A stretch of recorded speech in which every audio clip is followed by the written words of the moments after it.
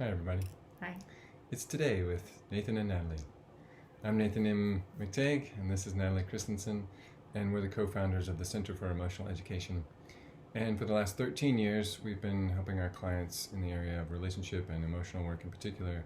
And we know that a lot of our clients and a lot of other people out there that we would like to offer support to are currently really focused on COVID-19 and the measures that are in place as a result for self-quarantining, etc., and how life is really different right now. So we're making this video, and it's part of a series of videos that we've been making to support people where they are now. And we know that a lot of you are currently either locked in or locked down at your house, and for those of you who have family, nobody's going to work and your kids aren't going to school, and so there's a lot more time spent together in the house or doing activities together. And we know a lot of people have been wondering, how the heck am I going to entertain my kids all day now that we're with each other all day? So we thought we'd make this video to support you around that, answering the question, how do I entertain my kids all day? And you may be surprised, but our answer is you don't. And I know that that's like, you gotta be kidding me. I have a 3-year-old, I have 6-year-old twins, and a 15-year-old. Like, believe me, there needs to be some sort of entertainment all day, or else they'll go crazy, or they'll drive me crazy. It goes bad. We're still going to stand in the position of you don't entertain them. But hang on, because we're going to tell you what you do instead. Yeah. So the first thing we want to help you understand about this is that boredom itself, which a lot of you are dealing with, is a feeling. It's not just a way of thinking, it's not a deficit of character, it's just a kind of feeling that comes up for people. And when it does, it short circuits the executive brain, which is the part of the brain that makes all the cool decisions and has all the cool ideas about what to do next. So when your kid comes to you and says, I'm bored, there's nothing to do, right? You think, my job is to entertain them. Like, okay, let's pull out the puzzles. Oh, let's do this, let's do that. And the problem with that, and you may have noticed this already, is that feelings don't get fixed. So you bust out all these cool things, you got this project, and you looked up this DIY project that involves paper and glue, and you're just like, I'm rocking this, and they're like, I don't want to. I'm bored. That doesn't sound fun, right? Right. Because you're coming up with a fix for their feelings, and unfortunately, feelings don't get fixed. Yes. And in fact, often what happens, or usually what happens when feelings are coming up and boredom is a feeling, is that the executive brain that, again, makes all those cool decisions and has all the great ideas and can listen to cool ideas and decide to take you up on them, is that part of the brain is turning down or off, and the emotional brain is turning on and up. And the emotional brain doesn't have good ideas about what to do next. It doesn't like ideas about what to do next. It doesn't want to hear anything about what to do next. It just wants to be able to process those feelings that are coming up. And usually it also wants someone to do that with. So instead of digging around for more ideas or purchasing more activity kits, or they don't like this idea, give them this idea, they don't like that one, how about this, like, instead of doing that hustle,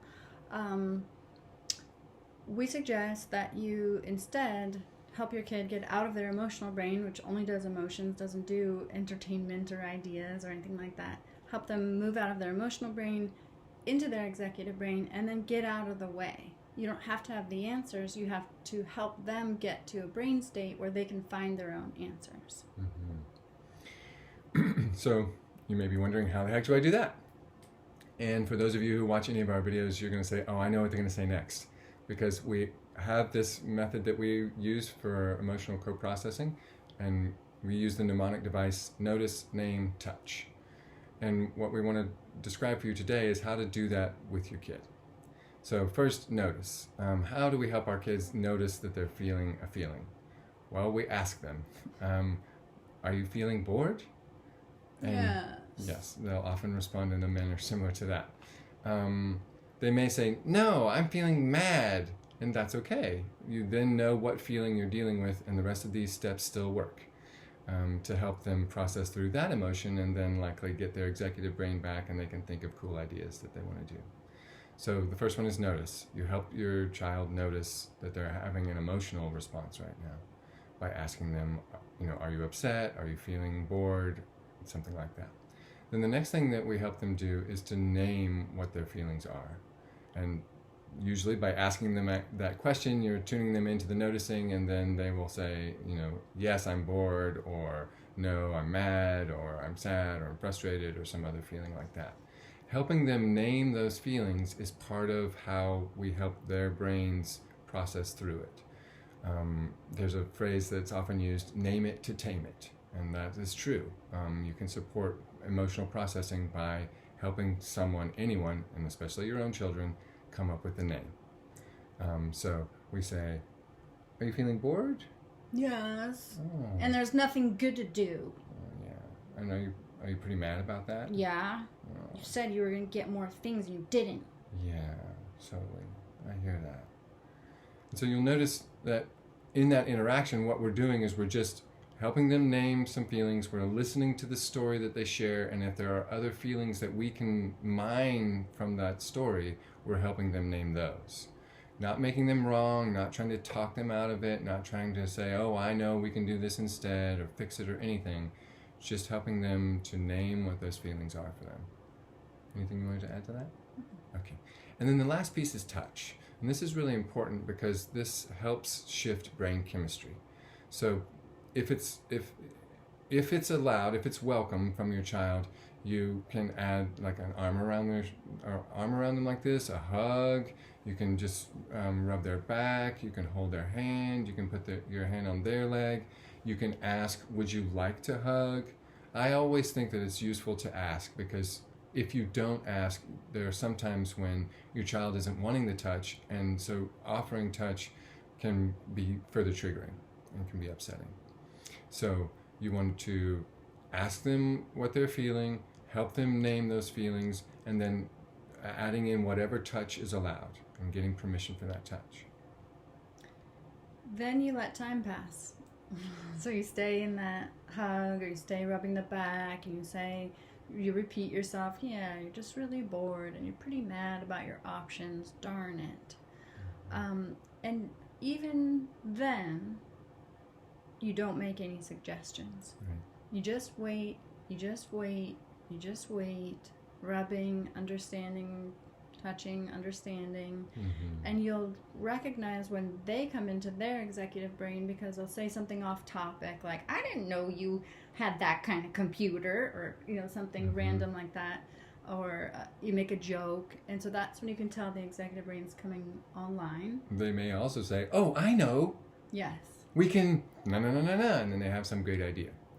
And really it's important to sort of wait for them to have the idea, or wait for them to ask you, like, what were my options again? Or did we get that one thing out? Or is it too late to start this particular game? That's when you can tell that their executive function is online, and the ideas are being generated by them.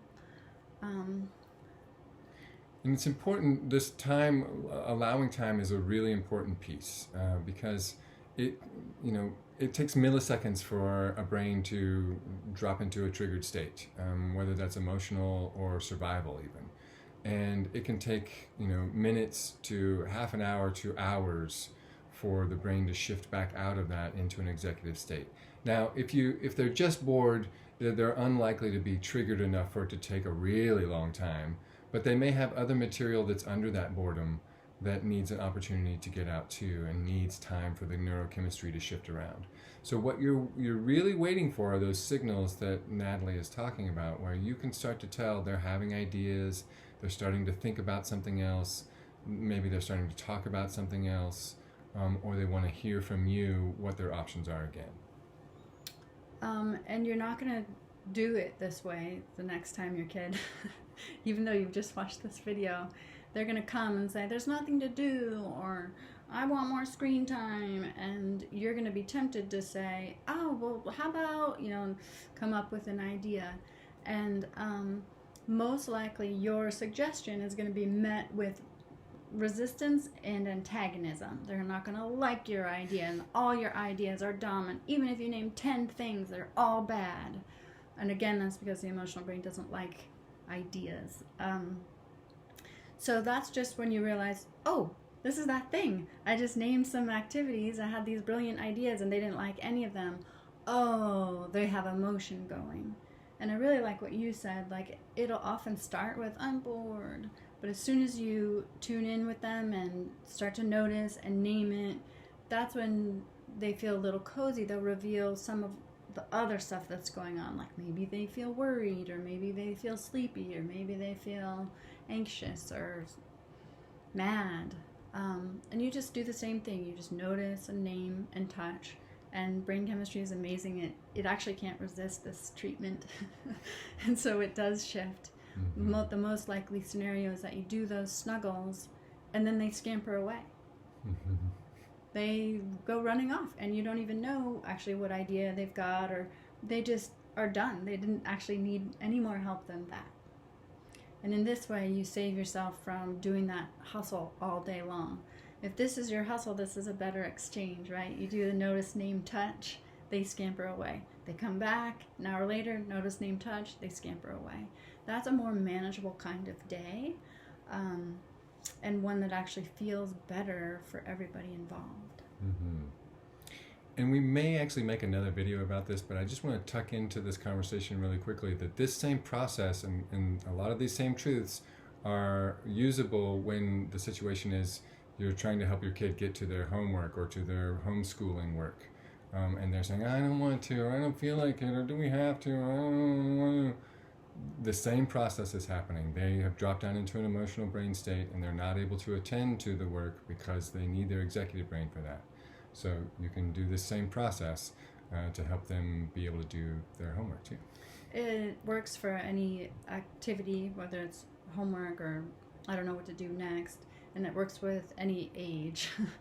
So you may, I'll just leave it at that, but like your partner will come up to you and say, oh, this drawer is just the worst. It's never working. It's always too crowded. Everybody's got their stuff in it. And you're going to be tempted to try to fix that, right? To get rid of that feeling.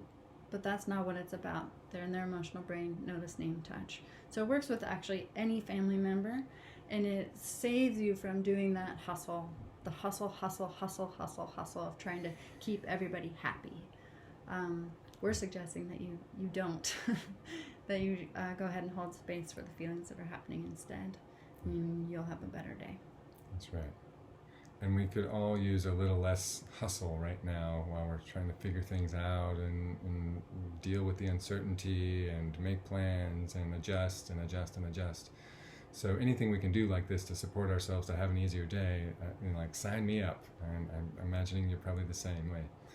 So these are our tips for managing especially when your kids are bored. And we hope that you find them useful. Please let us know in the comments if you found anything here especially useful, or if you tried it and it worked really well. We'd love to hear back from you. Thanks.